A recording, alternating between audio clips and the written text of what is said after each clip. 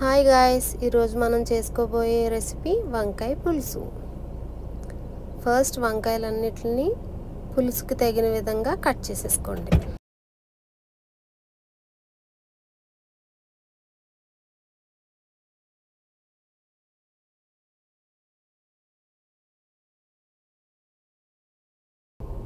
Cut చేసుకున్న వంకాయలన్నిటిని వాటర్లో వేసేసుకోండి.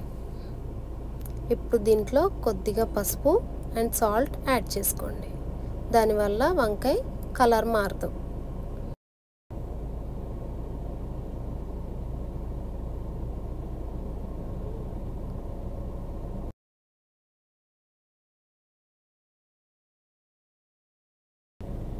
ఇప్పుడు కర్రీకి కావాల్సిన ఇంగ్రీడియంట్స్: 2 స్పూన్స్ ధనియాలు, 10 వెల్లుల్లి, 1 స్పూన్ జీలకర్ర, 1/2 ఇంచ్ అల్లం అండ్ 6 ఉల్లిపాయలు.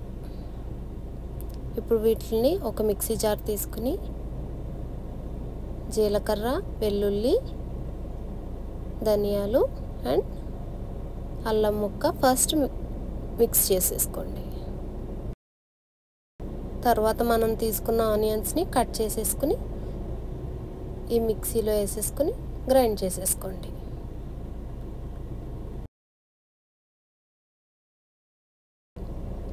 గ్రైండ్ చేసిన పేస్ట్ అంతని ఒక బౌల్లోకి ట్రాన్స్ఫర్ చేసుకోండి.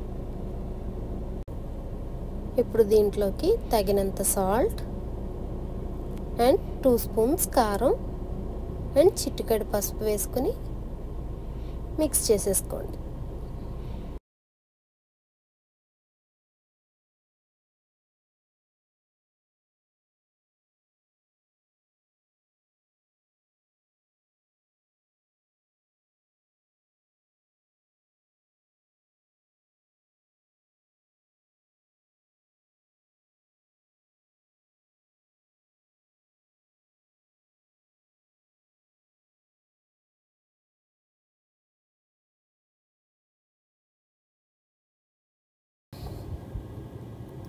కారం, ఉప్పు, పసుపు బాగా పట్టేటట్టు పేస్ట్కి మిక్స్ చేసేసుకుని ఆ పేస్ట్ని ఒక్కొక్క వంకాయలోకి పెట్టేసుకోండి.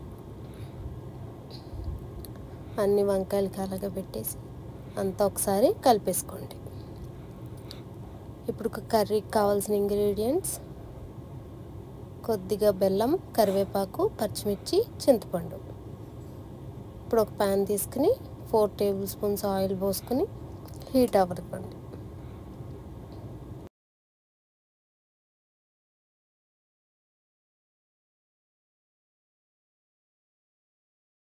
ఇప్పుడు ఒక 1/2 టీ స్పూన్స్ ఆవాలు, 1/2 టీ స్పూన్ జీలకర్ర, 3 మిర్చి స్లిట్ చేసినవి, కరివేపాకు వేసేసుకుని వేయించుకోండి.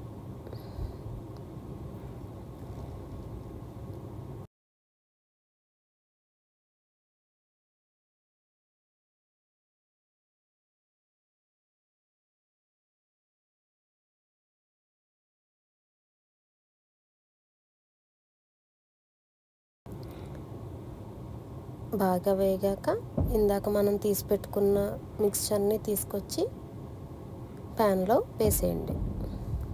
వేసేసి అంతా ఈవెన్గా స్ప్రెడ్ చేసేసుకోండి.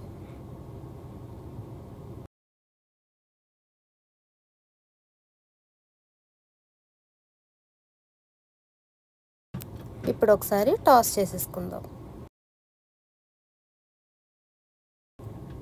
టాస్ చేసేసుకుని ఒక్కసారి మూత పెట్టుకుని మగ్గనివ్వాలి.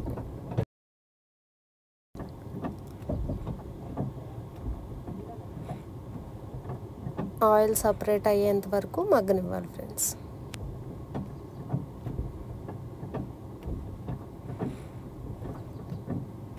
ఆయిల్ సపరేట్ అవటం స్టార్ట్ అయింది. ఇప్పుడు మనం ఇందాక తీసి పెట్టుకున్న చింతపండు వాటర్ యాడ్ చేసేసుకోండి. బెల్లం అండ్ మెయిన్ ఇంగ్రీడియంట్ 1 స్పూన్ ఆవకాయ వేసేసుకుని ఒక్కసారి టాస్ చేసేసుకుని సాల్ట్ చూసుకోండి ఫ్రెండ్స్. ఈ టైంలో అడ్జస్ట్ చేసుకోండి. సాల్ట్ సరిపోతే మళ్ళీ వేసుకోండి. ఇప్పుడు విజిల్ పెట్టేసి 3 విజిల్స్ వచ్చాక ఆఫ్ చేసేయండి.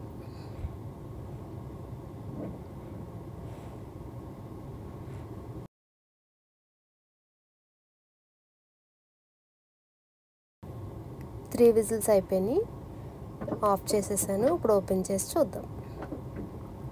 చూసారా ఎంత చక్కగా కనిపిస్తుందో? టేస్ట్ కూడా అంతే అద్భుతంగా ఉంటుంది. ట్రై చేసి చూడండి. ట్రై చేసి కమెంట్ బాక్స్లో కమెంట్ చేయండి ఎలా ఉందో. వంకాయ పులుసు రెడీ. Okay, bye bye.